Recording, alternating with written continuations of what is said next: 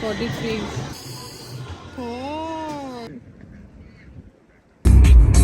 अच्छा, ये कोई पाकिस्तानी ब्रांड है, सदाबहार। Very pretty colour.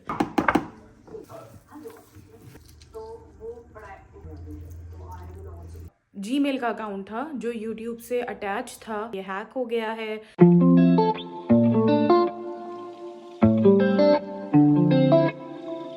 हेलो, अस्सलाम वालेकुम एवरीवन, क्या हाल चाल है आप सबके। Hope you guys are doing really well and welcome back to my channel. Vlog start हो रहा है सैटरडे से।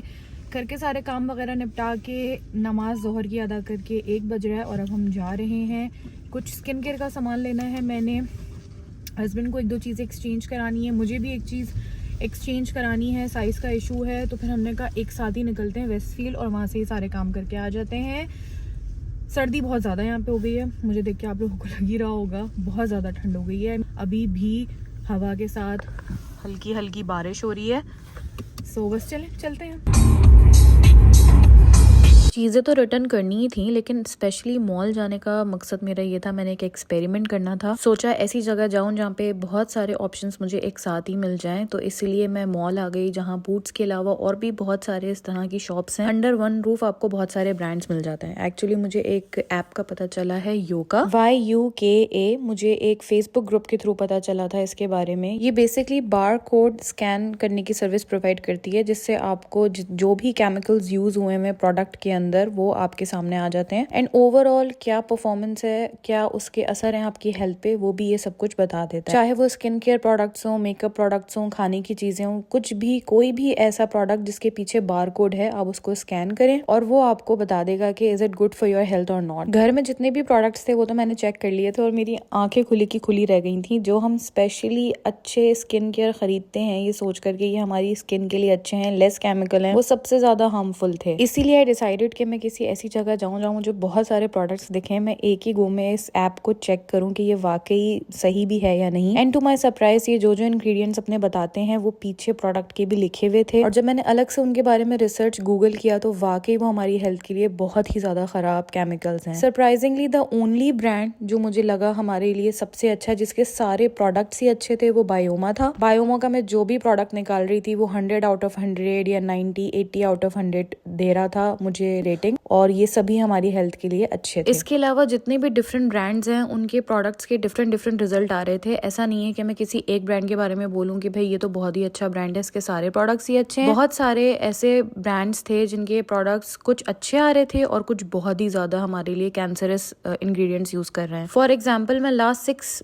मंथ्स से ये फेस वॉश यूज कर रही हूँ, सोप एंड ग्लोरी का, और ये मेरी स्किन को सूट भी कर रहा है। बट जब मैंने इसकी रेटिंग देखी ये 0 आउट ऑफ 100 था। इसमें कोई एक भी प्रोडक्ट ऐसा नहीं है जो कैंसरस ना हो। ये इतना ज्यादा मेरे लिए शॉक था ना यार, मैं 6 महीने से ये प्रोडक्ट यूज कर रही हूँ। इसी तरह लोग सेरावी की बहुत तारीफें करते हैं कि सेरावी के प्रोडक्ट्स बहुत लाइट होते हैं स्किन के ऊपर, केमिकल फ्री होते हैं, बट ये भी कोई बहुत अच्छी क्वालिटी के प्रोडक्ट्स यूज नहीं कर रहे। ये गार्नियर के फेस मास्क अक्सर लोग यूज करते हैं ये स्किन को हेल्दी बनाने के लिए, ये भी बहुत ज्यादा कोई हाइड्रेटिंग नहीं है, इनफैक्ट कैंसरस इंग्रेडिएंट्स इसमें है। अवीनो की ये क्रीम मैं बहुत टाइम से यूज कर रही हूँ और इसका क्लेम ही यही है कि ये ओरिजिनल ओट्स को यूज किया गया है और सूदिंग है, बट एक्चुअली ये सिर्फ केमिकल्स ही केमिकल्स हैं और ये हमारे लिए बिल्कुल भी ठीक नहीं है। ऐप की एक बात अच्छी है कि वो आपको ऑल्टरनेटिव्स भी बताती है। आप जो भी प्रोडक्ट उसको दिखाते हैं उसकी रेटिंग अगर पुअर हो तो वो नीचे उसके ऑल्टरनेटिव प्रोडक्ट्स भी बताती है कि अगर इसकी परफॉर्मेंस पुअर है तो ये वाले ब्रांड का ये पर्टिकुलर आइटम आपको सूट करेगा। ड्रग स्टोर प्रोडक्ट्स तो एक ही तरफ, मैं जो हाई एंड स्किन केयर है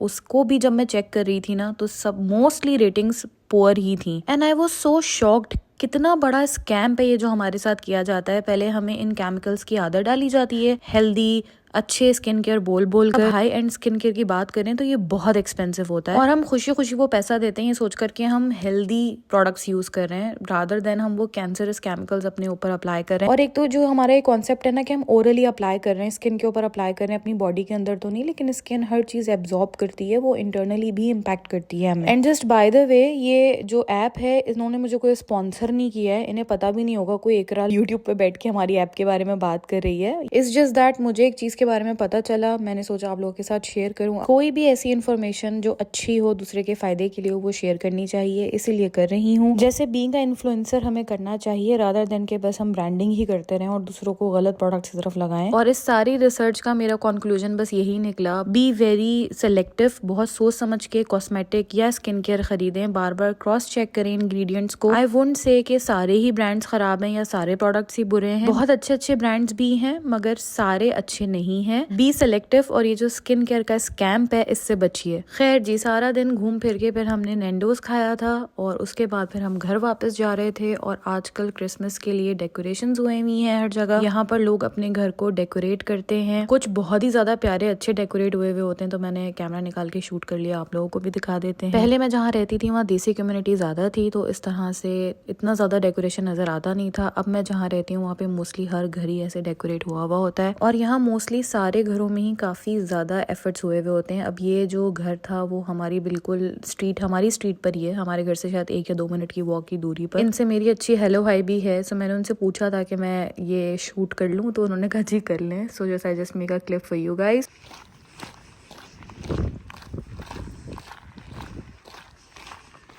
ये नेक्स्ट मॉर्निंग है, संडे। सुबह सुबह हम उठ गए थे और वॉक करने के लिए चले गए थे और आज हमने इतनी ज़्यादा वॉक करी, करते करते हमें गर्मी लगना शुरू हो गई थी। फिर हम वापस गाड़ी में गए, अपनी जैकेट्स रखी और फिर हमने दोबारा वॉक स्टार्ट करी। वैसे आज सनी वेदर भी था और हवा भी थोड़ी हल्की ठंडी थी। और जब आप बहुत ज़्यादा वॉक या कोई फिजिकल एक्टिविटी कर रहे हो ना तो बॉडी आपकी इतनी हीटअप हो जाती है, फिर आपको कोई भी जैकेट वगैरह या गर्म कपड़े ना इरिटेट कर रहे होते हैं। अच्छा वक्त गुजरा, हमने बहुत सारी बातें करी, वॉक करी, फ्रेश एयर में ब्रीथ किया, लाइफ के मसले मसाइल एक तरफ रखे और बस इस मोमेंट को एंजॉय किया।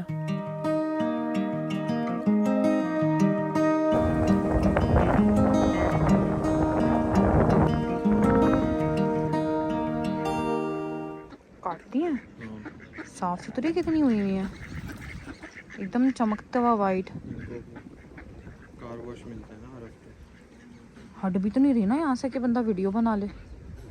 तो वो आपके पास इसलिए आई हुई, उनको लग रहा है कि आप उनको रोटी दाना दोगी। ले आते यार, ब्रेड ले आते, पता है मुझे पता नहीं था। खूबसूरत साइड से देखो। हाँ है तो खूबसूरत, नो डाउट, ये रेड ऑरेंज वाली बड़ी है तो खूबसूरत।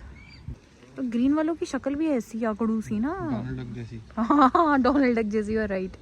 नहीं डोनाल्ड डक जैसी नहीं, वो जो डेफी था, डेफी की तरह शक्ल है, डेफी वाली। हाँ डेफी वाली शक्ल है इसकी, काली और सफेद नाक। ये तो कबूतर जैसी लग रही है। जब बातें ख़त्म हो जाती है ना फिर ऐसी फजूल बातें हम दोनों की शुरू हो जाती हैं। हम आसपास की चीज़ों को देख के उनके ऊपर कमेंट्स करना शुरू कर देते हैं। अल्हम्दुलिल्लाह अच्छा सा वक्त गुजार के फिर हम घर चले गए थे और अपने अपने कामों पे लग गए। मैंने अभी अपनी असर की नमाज अदा की है और मेरा पार्सल आ गया। I am so so so happy.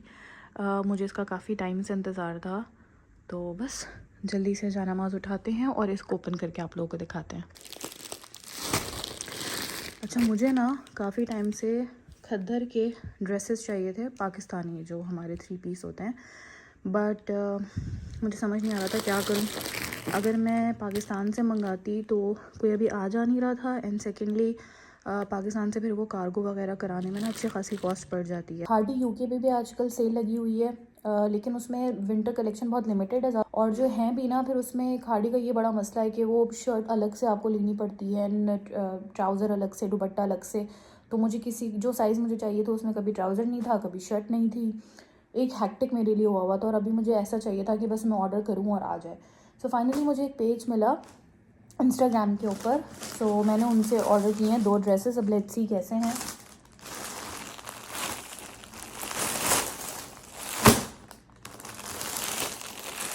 अच्छा ये कोई पाकिस्तानी ब्रांड है सदाबहार, I don't know about it. मैंने कभी सदाबहार का कुछ पहना नहीं है आज तक। आई थिंक इनका कोई आउटलेट वगैरह भी नहीं होता, if I am not wrong, पर मुझे देख के अच्छे लग रहे थे तो मैंने ऑर्डर कर दिए। ये 2 खद्दर के ड्रेसेस हैं, वेरी प्रिटी कलर। मुझे इसका कलर इतना इतना इतना पसंद आया। अच्छा मैं इसको खोल नहीं रही हूँ, ऐसे दामन पे इसके ये कटवर्क वाली नेट लगी हुई है, ऐसे ही स्लीव्स के ऊपर लगी हुई है। एंड यार अभी खोल के ना बड़ा लंबा हो जाएगा काम, तो बस मैं आप लोगों को ऐसे ही एक आइडिया दे रही हूँ। और ये सदाबहार ब्रांड है। अगर आप में से किसी ने इसका कुछ पहना है तो मुझे ज़रूर बताइएगा।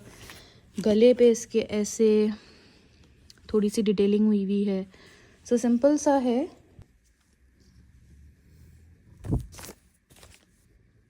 इसका ट्राउज़र भी सेम प्रिंट का ही है, लाइक प्रिंट ऑन प्रिंट ही है। और ट्राउज़र बिल्कुल सिंपल है, कपड़ा अच्छा मोटा खद्दर है। एंड ये इसका दुपट्टा है।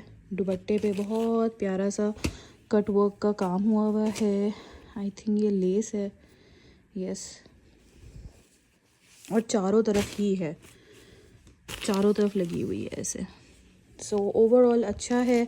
ये उनकी कोई डील चल रही थी, 1 for 35 pounds and 2 for 65 pounds with delivery also. तो मैंने ये 2 ऑर्डर किए।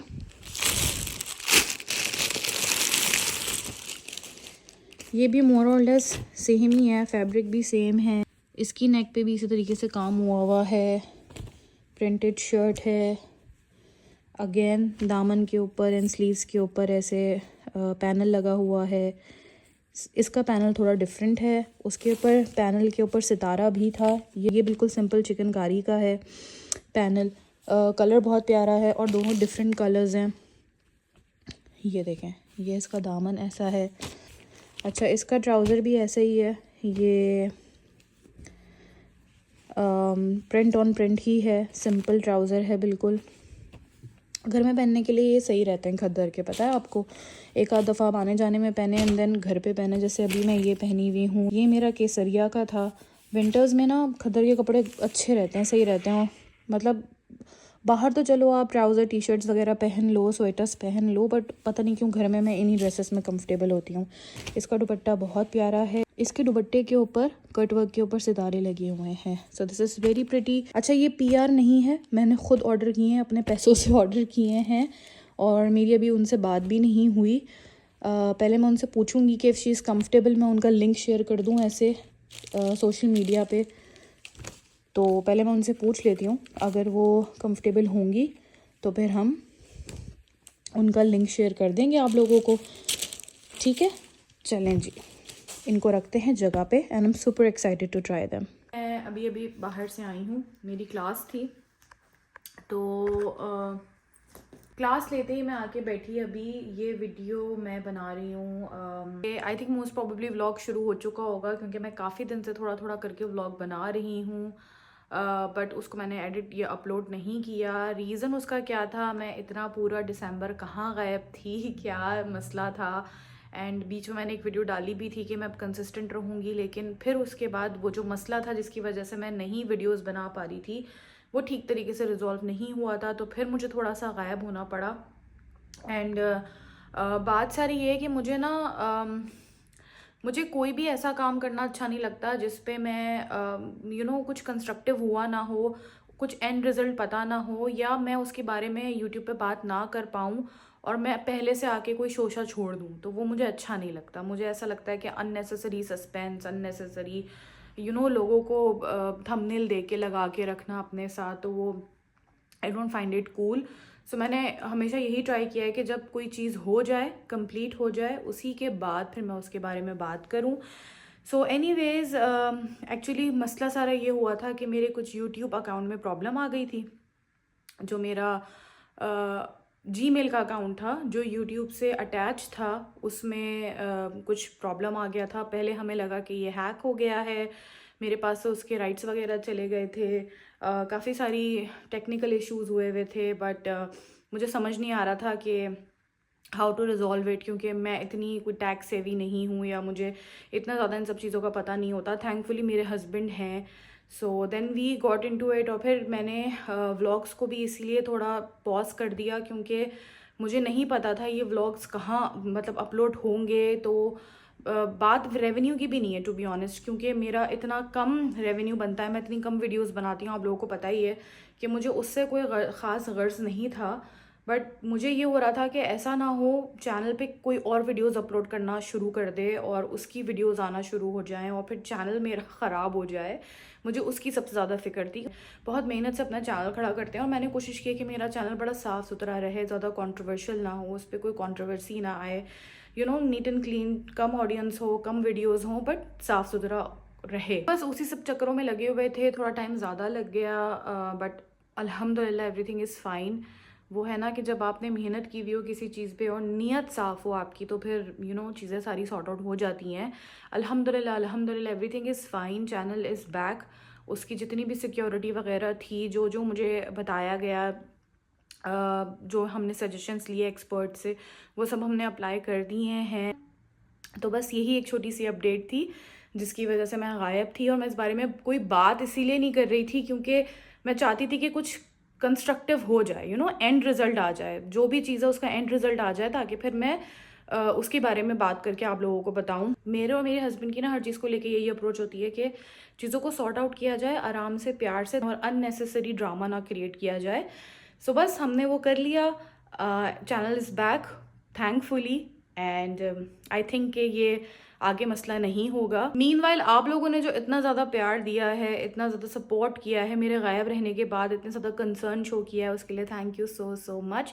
मैं सिर्फ थैंक यू ही कह सकती हूँ यार, मेरे पास और कोई तरीका नहीं है आप लोगों को ग्रैटिट्यूड दिखाने का। सो बस ये एक छोटा सा मसला था जिसकी वजह से मुझे गायब रहना पड़ रहा था, और मैं इसके बारे में बात इसलिए नहीं कर पा रही थी क्योंकि मेरे पास चैनल के कोई राइट्स ही नहीं थे। आप सबको पता ही होगा, हम गूगल के ऊपर जब भी कोई अकाउंट किसी भी प्लेटफॉर्म पे, गूगल के प्लेटफॉर्म पे कोई भी अकाउंट बनाते हैं तो हमें उसके लिए एक जीमेल आईडी चाहिए होती है। सिमिलरली यूट्यूब के लिए भी जो आपका पूरा यूट्यूब का सारा सेटअप चल रहा होता है वो आपकी एक जीमेल आईडी पे चल रहा होता है, और जो मेरी जीमेल आईडी थी वो हैक हुई थी, या वो किसी और का पासवर्ड उस पर अप्लाई हो गया था, गलती से सेम पासवर्ड निकल आया था। आई डोंट नो, हमें अभी तक पता नहीं चल सका, क्योंकि जितना अरसा भी मैं अपने चैनल को एक्सेस नहीं कर सकी, वो चैनल किसी और ने भी एक्सेस नहीं किया, कोई वीडियो अपलोड नहीं हुई। हमें ऐसा लग रहा था कि किसी और ने अपनी ईमेल आईडी उस पर अटैच कर दी होगी और अब वो चैनल को एक्सेस करेगा जैसे यूजुअली हैकर्स करते हैं। बट लकीली अल्हम्दुलिल्लाह मेरा चैनल किसी और जगह ओपन हुआ ही नहीं। लाइक जो हमें बाद में टेक्निकल सपोर्ट ने बताया यूट्यूब की, या जो हम बाकी हेल्प ले रहे थे, एज पर देम किसी भी आईपी पे यानी कि किसी भी डिवाइस पे मेरा चैनल ओपन हुआ ही नहीं। सो समझ ही नहीं आया ये कोई टेक्निकल ग्लिच था, कोई यूट्यूब की तरफ से गलती हुई, या ये कोई हैकर था जो प्रॉपर्ली हैक नहीं कर पाया। बहरहाल जो भी था, इसकी वजह से मेरे चैनल को ये जरूर नुकसान हुआ कि मैं 1 महीने तक बिल्कुल ही out of mind, out of side रही लोगों के। और मसला ये था कि मेरे पास ना बिल्कुल भी एक्सेस था ही नहीं, वरना मैं कोई कम्युनिटी पोस्ट लगा दी थी, मैं ना आप लोगों के कमेंट्स रीड कर पा रही थी, ना मुझे आप लोगों के कमेंट्स मिल रहे थे, ना ही मैं रिप्लाई कर सकती थी। मैं बिल्कुल ही like I was not connected to my channel at all. मुझे नहीं पता तो उस पर क्या हो रहा है। बस मैं दूसरी आईडी से जाके, जो मेरी पर्सनल यूज वाली आईडी है, मैं उस पर जाके बार बार देख रही थी कि इस चैनल पे और कोई एक्टिविटी तो नहीं हुई, कोई शॉर्ट या कोई वीडियो अपलोड तो नहीं हुई। बस उसी से मुझे तसल्ली हो गई थी। बीच में जो मैंने एक वीडियो डाली थी जिसमें मैंने आप लोगों को प्रॉमिस किया था कि मैं दोबारा अब इतना लंबा गैप नहीं लूंगी, हमने ये चैनल रिकवर कर लिया था। एक और जो मेरी जीमेल आईडी है वो बनाकर हमने अपने चैनल को उससे कनेक्ट कर लिया था। जैसे ही मैंने वीडियो अपलोड करी, शायद उसके कुछ घंटों तक मेरे पास एक्सेस रहा। मैंने आप लोगों के कमेंट्स रीड करे, जितने रिप्लाई कर सकती थी करे, और फिर मैं बेफिक्र होके अपने दूसरे कामों में लग गई। रात को सोते हुए जब 2-3 घंटे बाद मैंने दोबारा चैनल जाके चेक किया तो अगेन मेरे पास से एक्सेस जा चुका था। जो न्यू जीमेल आईडी बनाई थी मैंने, वो भी हट चुकी थी और एक नई आईडी इस चैनल पर आ चुकी थी। उस वक्त फिर मुझे टेंशन हुई, वरना मैंने इसको इतना सीरियस नहीं लिया था क्योंकि 2 हफ्ते के अंदर ही हमने चैनल दोबारा रिकवर करवा लिया था। बट ये जो दोबारा से वही सिलसिला शुरू हुआ ना कि चैनल पे एक नई आईडी बनाई, फिर वो भी दोबारा से हट गई, तो उससे मुझे बहुत टेंशन हो गई थी। मुझे अजीब पैनिक अटैक्स आना शुरू हो गए थे। आप एक चैनल को इतने प्यार से बनाते हैं, कम्युनिटी छोटी सी बनाते हैं, और फिर ऐसे एकदम से आपकी सारी मेहनत वेस्ट हो जाना। फिर मुझे लगा ये कोई बड़ा मसला है। फिर मैंने काफी सीरियस होके इस चीज के पीछे काम करना शुरू करा। यूट्यूब का पीछा लिया मैंने बार बार, और दे वर वेरी सपोर्टिव। सबने अच्छे से सपोर्ट किया, समझा। पहले तो हम समझना चाह रहे थे कि मसला क्या है, फिर जब समझ नहीं आया तो हमने वो तो छोड़ दी प्रॉब्लम जो भी है, बट हम सोल्यूशन के पीछे लग गए। एंड फाइनली आज ही सारी चीजें सॉर्ट आउट हुई हैं, और अब जितनी भी सिक्योरिटी मेजर्स हैं वो हमने ले लिए हैं। और बस आज से ही अब मैं सारे जो है वो व्लॉग्स जितने भी मैंने शूट करके रखे हैं मैं बैक टू बैक अपलोड करूंगी आप लोगों के लिए। आप लोगों के सब्र और प्यार का बहुत बहुत शुक्रिया। अगर ये पहले 2 हफ्ते बाद ही सॉल्व हो जाता ना इशू, मेरी उस वीडियो के बाद दोबारा से ना होता, तो मैं शायद इसके बारे में बात करती ही ना यूट्यूब पे, खामोशी से बस जाने देती, रेगुलर अपने व्लॉग्स अपलोड करती रहती। लेकिन ये दोबारा से हुआ, मैंने प्रॉमिस किया और फिर वो वो मेरा प्रॉमिस भी मैं कंटिन्यू नहीं कर पाई, मुझे उसका भी इतना दुख है। इसीलिए फिर मैंने सोचा कि इतनी एक्सप्लेनेशन तो आप लोग डिजर्व करते हैं, आप लोगों ने इतना इंतजार किया है, तो फिर मैंने सारी जो असल वजह है वो बता दी। वरना मैंने अपने घर में अपनी अम्मी या मेरी जितनी भी फ्रेंड्स बोल रही थी वीडियो अपलोड करो, क्यों नहीं कर रही हो, मैंने किसी को भी नहीं बताया था कि असल वजह क्या है। मैं बस यही बोल रही थी हाँ यार लेजीनेस हो रही है। एज आई ऑलवेज सेड, जब काम हो जाता है मुझे फिर उसके बारे में बात करना अच्छा लगता है। खैर जी, बस यही था मेरा दुखड़ा